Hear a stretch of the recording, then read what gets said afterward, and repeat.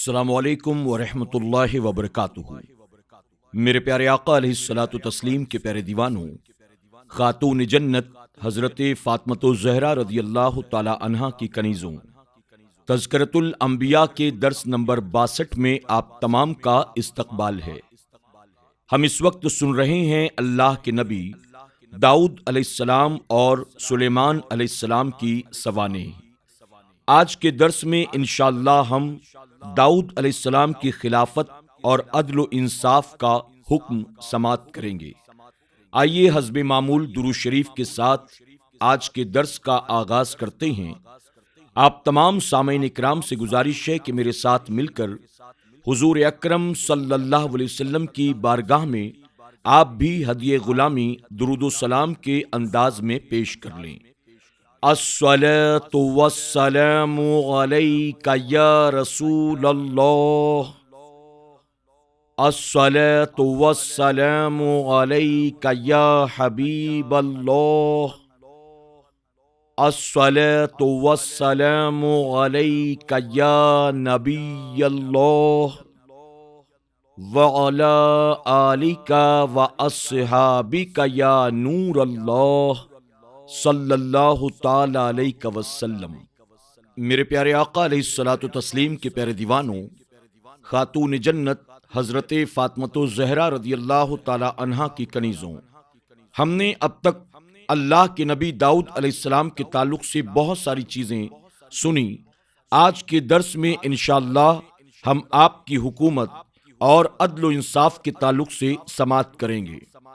اے داؤد، ہم نے مقرر کیا ہے آپ کو اپنا نائب زمین میں، پس فیصلہ کرو لوگوں کے درمیان انصاف کے ساتھ، اور نہ پیروی کیا کرو ہوائے نفس کی، وہ بہکا دے گی تمہیں راہ خدا سے۔ بے شک جو لوگ بھٹک جاتے ہیں راہ خدا سے، ان کے لیے سخت عذاب ہے، اس لیے کہ انہوں نے بھلا دیا تھا یوم حساب کو، اور نہیں پیدا کیا ہم نے آسمان اور زمین کو اور جو کچھ ان کے درمیان ہے بے فائدہ۔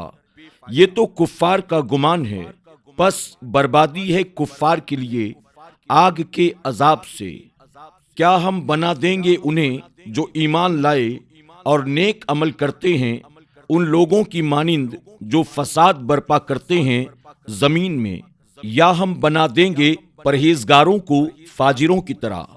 یہ کتاب ہے جو ہم نے اتاری ہے آپ کی طرف، بڑی بابرکت، تاکہ تدبر کریں اس کی آیتوں میں اور تاکہ نصیحت پکڑیں عقل مند۔ حضرت داؤد علیہ السلام کو بتایا جا رہا ہے کہ تم کسی شاہی خاندان کے فرد نہیں ہو کہ تمہیں یہ حکومت اور تخت ورثہ میں ملا ہو۔ تم ایک غیر معروف چرواہے تھے۔ ہم نے اپنے فضل و کرم سے آپ کے لیے یہ راہ ہموار کی اور اپنی مہربانی سے بنی اسرائیل کا تاجدار بنایا، اور وسیع اور عریض سلطنت مرحمت فرما دی اور مسند خلافت پر متکمن کر دیا۔ اس احساس کا شکر ادا کرنے کا یہ طریقہ ہے کہ ہر فیصلہ عدل و انصاف کے مطابق کرو، اور اپنی پسند و ناپسند کو کسی طرح اثر انداز نہ ہونے دو۔ اگر تم نے اپنی خواہش نفس پر انصاف کو قربان کیا تو یاد رکھنا اللہ تعالیٰ کی راہ سے بہک جاؤ گے، اس کی توفیق کا دامن تمہارے ہاتھ سے چھوٹ جائے گا، اور جو شخص راہ حق سے بہک جاتا ہے وہ اللہ تعالیٰ کے سخت عذاب میں مبتلا کر دیا جائے گا۔ علامہ قاضی ثناء اللہ پانی پتی رحمۃ اللہ تعالی علیہ نے اس آیت کے ضمن میں تحریر فرمایا جو پیش خدمت ہے۔ ایک روز حضرت عمر فاروق اعظم رضی اللہ تعالی عنہ نے حضرت طلحہ، زبیر، کعب اور سلمان رضی اللہ تعالی عنہم سے پوچھا، خلیفہ اور بادشاہ میں کیا فرق ہے؟ حضرت طلحہ اور زبیر نے کہا، ہم نہیں جانتے۔ حضرت سلمان نے عرض کیا، خلیفہ وہ ہے جو رعیت یعنی عوام میں عدل کرتا ہے، ان میں مال مساوی طور پر تقسیم کرتا ہے، اور وہ اپنی رعایا پر یوں مہربان اور شفیق ہوتا ہے جس طرح کوئی شخص اپنے اہل و عیال پر شفیق ہوتا ہے، اور اللہ تعالیٰ کی کتاب کے مطابق فیصلہ کرتا ہے۔ سلیمان بن اوجا رضی اللہ تعالی عنہ سے مروی ہے کہ ایک روز حضرت فاروق اعظم رضی اللہ تعالی عنہ نے حاضرین سے فرمایا، مجھے معلوم نہیں کہ میں خلیفہ ہوں یا بادشاہ۔ ایک شخص کہنے لگا، اے امیر المومنین، دونوں میں بھلا کیا فرق ہے؟ اس نے کہا ہے، خلیفہ وہ ہے جو لیتا ہے تو حق اور انصاف سے، اور خرچ کرتا ہے تو صحیح جگہ پر۔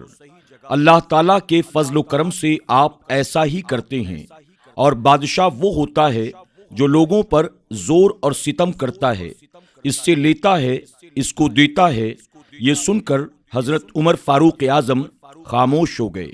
سربراہ مملکت کے لیے اسلام نے بادشاہ، سلطان، چیئرمین وغیرہ کلمات پسند نہیں کیے ہیں، کیونکہ ان میں خودسری اور انانیت کی بو آتی ہے، بلکہ خلیفہ کا لفظ تجویز کیا ہے، جس کا معنی خودسر اور مختار کا نہیں بلکہ نائب اور قائم مقام ہے۔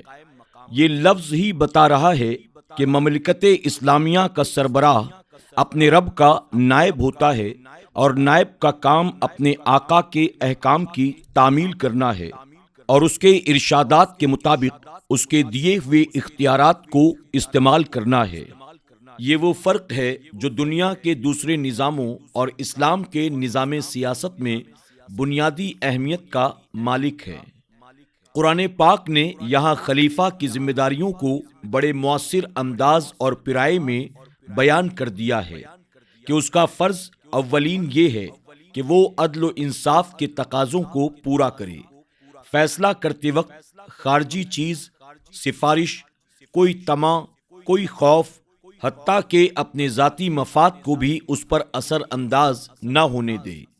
جو حاکم ایسا نہیں کرتا، گویا اس نے روز جزا کو فراموش کر دیا ہے۔ قیامت کے دن پر اس کا ایمان نہ رہا۔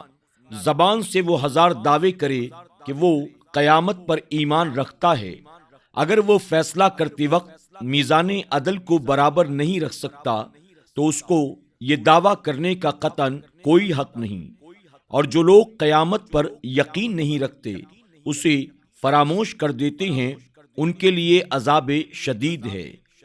کفار اور ملحد لوگ یہ سمجھتے ہیں کہ زندگی بس یہی دنیاوی زندگی ہے، اس میں خوب عیش و عشرت کر لو، خوب مزے اڑاؤ، دولت کماؤ، جتنی کما سکتے ہو، حلال و حرام کے چکر میں نہ پڑو۔ یہ تو محض ملاؤں کی من گڑھنت باتیں ہیں۔ جاہ و منصب حاصل کرنے کے لیے کسی کی حق تلفی ہوتی ہے تو ہونے دو، مکر و فریب کی ضرورت پڑے تو ہرگز نہ گھبراؤ۔ قیامت کس نے دیکھا ہے؟ ہزارہ سال سے یہ صوفی لوگ قیامت کی دھمکیاں دیتے چلے آ رہے ہیں، ان کی باتوں میں آ کر اپنی زندگی کا لطف برباد نہ کرو۔ اللہ تعالیٰ ان کے اس مغالطے کا رد فرماتا ہے کہ اگر تمہاری باتیں درست ہوں تو اس کا مطلب یہ ہوا کہ زمین و آسمان کا یہ سارا نظام عبث یعنی بیکار اور بے مقصد ہے۔ ایک نیک کار مومن اور ایک مفسد کے درمیان کوئی فرق نہیں۔ متقی اور پرہیزگار اور فاسق و فاجر سب یکساں ہیں۔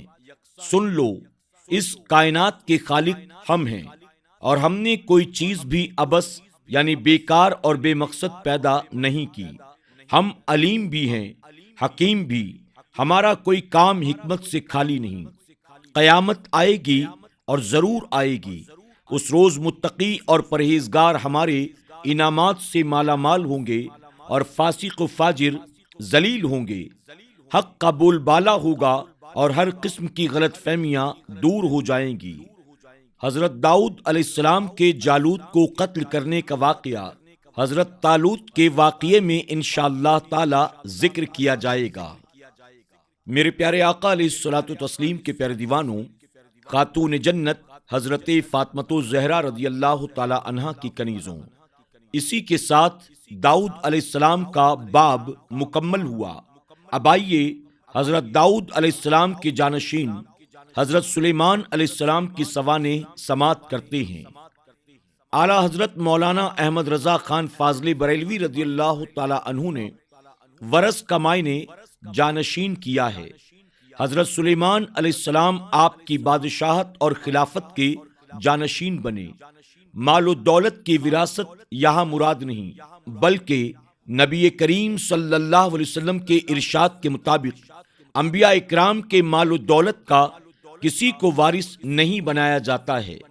اسی طرح ابو داؤد اور ترمذی نے حضرت ابو درداء رضی اللہ تعالی عنہ سے روایت کیا ہے، آپ نے فرمایا، میں نے رسول اللہ صلی اللہ علیہ وسلم کو ارشاد فرماتے ہوئے سنا، بے شک علماء انبیاء اکرام کے وارث ہوتے ہیں، اور بے شک انبیاء اکرام کے ورثہ دراہم اور دنانیر کے وارث نہیں ہوتے، بلکہ ان کے علم کے وارث ہوتے ہیں۔ جس نے اس علم کو حاصل کر لیا، اس نے عظیم حصہ حاصل کر لیا۔ حضرت داؤد علیہ السلام کے 19 بیٹوں میں سے سب سے چھوٹے حضرت سلیمان علیہ السلام تھے۔ اگر یہاں وراثت مال کی مراد ہوتی تو سب بیٹے وارث ہوتے، صرف سلیمان علیہ السلام نہ ہوتے۔ نیز بادشاہت اور نبوت میں بھی وراثت لازمی طور پر جاری نہیں، صرف اللہ تعالیٰ کے فضل سے حاصل ہوتی ہے۔ اس لیے وارث کا جانشین معنے کرنا بہت ہی کامل اور حسین ہے۔ حضرت سلیمان علیہ السلام پرندوں کی بولیاں سمجھتے۔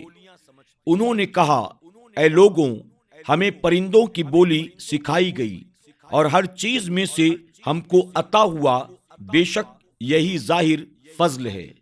یہ تو ہم روزمرہ مشاہدہ کرتے ہیں کہ پرندے ضرور اپنی اپنی بولیاں بولتے ہیں۔ جس طرح ایک قسم کے پرندے دوسری قسم کے پرندوں سے مختلف بولیاں بولتے ہیں، اسی طرح ایک ہی قسم کے پرندے مختلف اوقات میں مختلف قسم کی بولیاں بولتے ہیں۔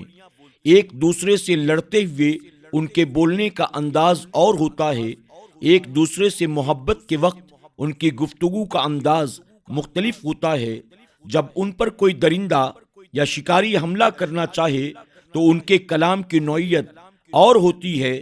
اس سے پتہ چلتا ہے کہ ان کی بولیاں صرف چیخ و پکار، شور و گل میں نہیں ہوتی، بلکہ ان کے مطالب و مقاصد بھی اس میں پائے جاتے ہیں، جنہیں وہ خود اچھی طرح سے سمجھتے ہیں، اگرچہ ہم ان کی بولیوں کو سمجھنے سے قاصر ہوتے ہیں۔ سلیمان علیہ السلام کو اللہ تعالیٰ نے پرندوں کی بولیاں سمجھنے کی قوت عطا فرمائی تھی۔ آپ علیہ السلام سمجھ لیتے تھے کہ یہ کیا کہہ رہے ہیں۔ یاد رہے کہ آپ علیہ السلام کا اپنے آپ کو جمع کے صیغے سے تعبیر کرنا سیاست کے قانون کے مطابق تھا کہ بادشاہ اپنی رعایا سے اسی انداز میں کلام کرتے ہیں، اس میں تکبر کی نیت نہیں تھی۔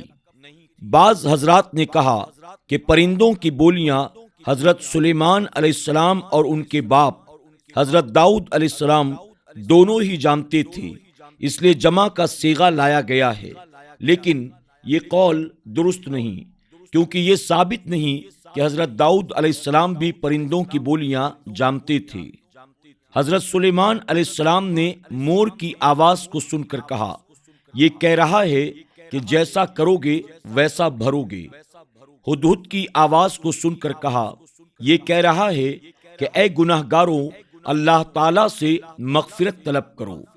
خطاف یعنی لمبے بازوؤں والا، چھوٹے پاؤں والا، سیاہ رنگ کا ایک پرندہ، اس کی بولی کو سن کر آپ نے فرمایا، یہ کہہ رہا ہے نیکی کے کام کرو تاکہ ان کی جزا پاؤ۔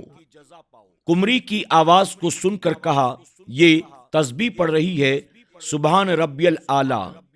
چیل کو بولتے ہوئے سن کر آپ نے فرمایا، یہ کہہ رہی ہے رب کے بغیر ہر چیز کو فنا ہو جانا ہے۔ بھٹ تیتر کی آواز کو سن کر آپ نے فرمایا، یہ کہہ رہا ہے جو خاموش رہا وہ سلامتی میں رہا۔ مرغ کی آواز سن کر آپ نے فرمایا، یہ کہہ رہا ہے اے غافلوں، اللہ تعالیٰ کو یاد کرو۔ گیدڑ کی آواز کو سن کر آپ نے فرمایا، یہ کہہ رہی ہے اے انسان، جتنا چاہے تو زندہ رہے، آخر تجھے موت آنی ہے۔ عقاب کی آواز کو سن کر آپ نے فرمایا، یہ کہہ رہا ہے لوگوں سے دور رہنے ہی میں انس ہے۔ مینڈک کی آواز کو سن کر کہا، یہ تسبیح پڑھ رہا ہے، سبحان رب القدوس۔ خیال رہے کہ ان پرندوں کی ہمیشہ یہ بولی نہیں ہوتی، بلکہ بعض اوقات یہ بولی انہوں نے بولی مختلف اوقات میں مختلف بولیاں بولتے ہیں۔ حضرت سلیمان علیہ السلام کا یہ کہنا کہ اللہ تعالیٰ نے ہمیں ہر چیز عطا کی ہے، یہ بطور شکر تھا، بطور فخر نہیں۔ جیسے نبی کریم صلی اللہ علیہ وسلم نے فرمایا، میں اولاد آدم کا سردار ہوں، مجھے اس پر کوئی فخر نہیں، یعنی میں نعمت کے اظہار اور شکر کے طور پر یہ بات کہہ رہا ہوں۔ میرے پیارے آقا علیہ الصلوۃ والتسلیم کے پیارے دیوانوں، خاتون جنت حضرت فاطمۃ الزہرا رضی اللہ تعالی عنہا کی کنیزوں، آج کے درس میں بس اتنا ہی۔ انشاءاللہ کل کے درس میں ہم سماعت کریں گے اللہ رب العزت نے ہوا کو، تمام چرند و پرند کو کس طرح سے اپنے نبی سلیمان علیہ السلام کے تابع فرما دیا تھا۔ تب تک کے لیے ہمیں اجازت دیں، اپنا خیال رکھیں اور اپنی دعاؤں میں ہمیں ضرور یاد رکھیں۔ السلام علیکم ورحمۃ اللہ وبرکاتہ۔